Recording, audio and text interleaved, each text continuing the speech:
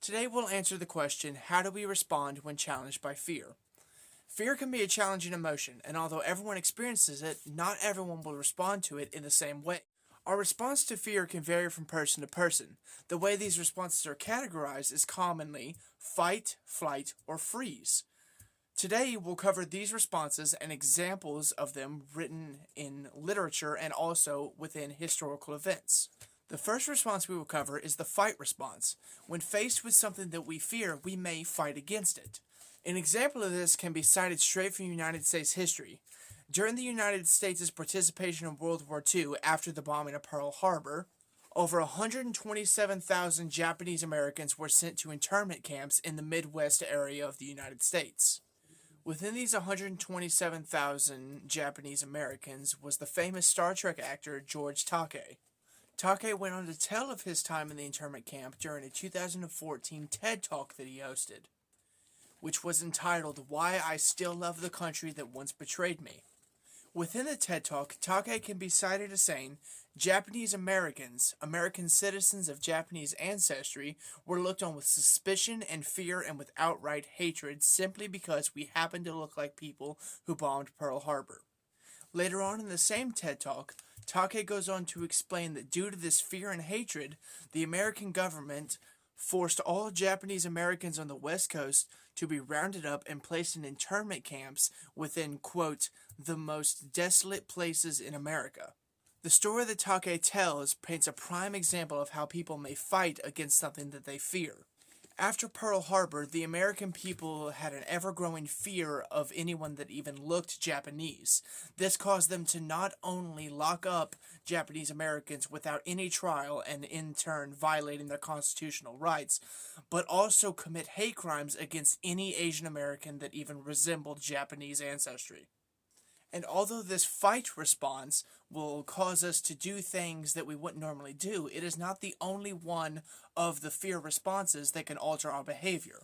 The flight response, or the response in which we run and hide from the thing that we fear, is another response that causes us to act differently than we normally would. While I could cite many examples throughout history of the flight response occurring, a much better example, in my opinion, can be cited from a short story by Edgar Allan Poe entitled The Mask of the Red Death. Within this short story, Poe writes about the Prince Prospero and his response to the Red Death, which was a plague that was wiping across the land. Poe writes, quote, but the Prince Prospero was happy and dauntless and sagacious. When his dominions were half depopulated, he summoned to his presence 1,000 hale and light-hearted friends from among the knights and dames of his court, and with these retired to the deep seclusion of one of his castellated abbeys. This quote paints a picture of how the Prince Prospero isolated himself and his friends out of fear of the Red Death and out of dying of the Red Death. This chosen self-isolation is a prime example of the flight response, or running from what we fear. Now, at this point, we have covered the fight and the flight response, and those are, the most well-known forms of response to fear. However, there is a much less well-known response to fear, which is the freeze response. Within the freeze response, we'll clam up and not be able to respond to the fear at all. We'll just stand there like a deer in the headlights. And similar to the fight and flight response, we can cite evidence from historical events. However, again, I will choose to cite from a piece of literature.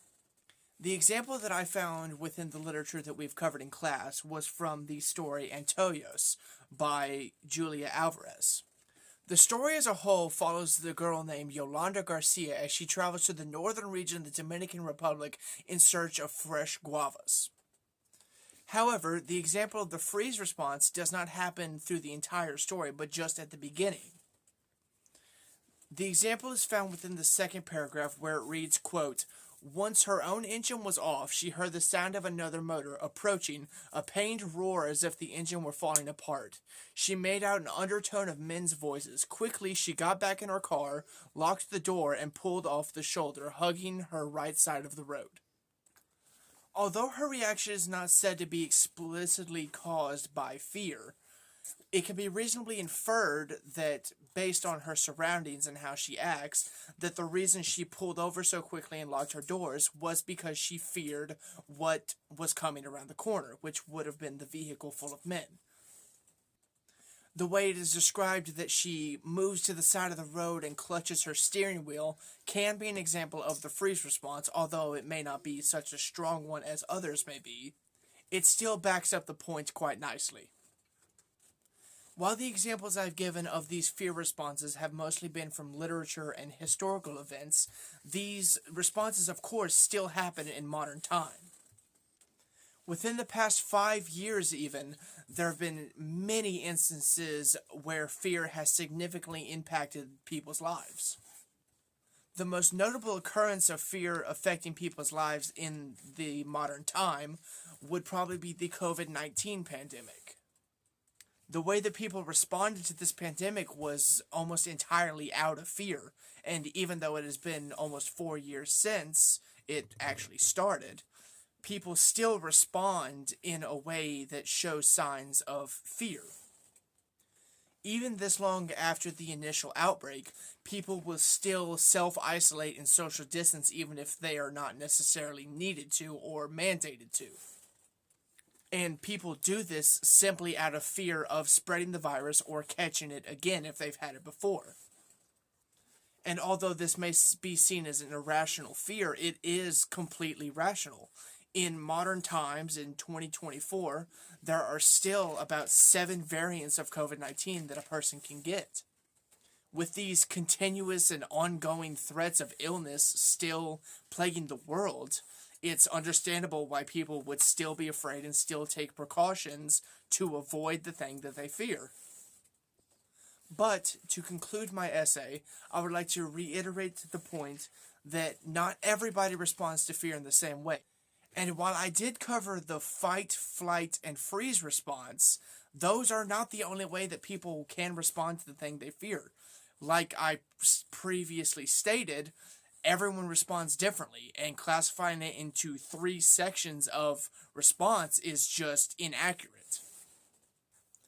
The division of our response into 3 sections makes it seem like we can only have one response to fear, while there are many, many instances of people having a multitude of response. They could fight and freeze, or they could flight and freeze, or they could do all of them at the same time. It's very complicated.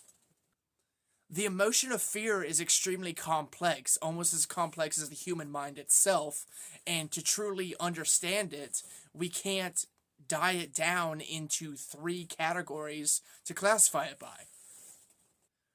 But anyways, I digress. In conclusion, fear is a very complex emotion, and there are several examples of it in history and in literature.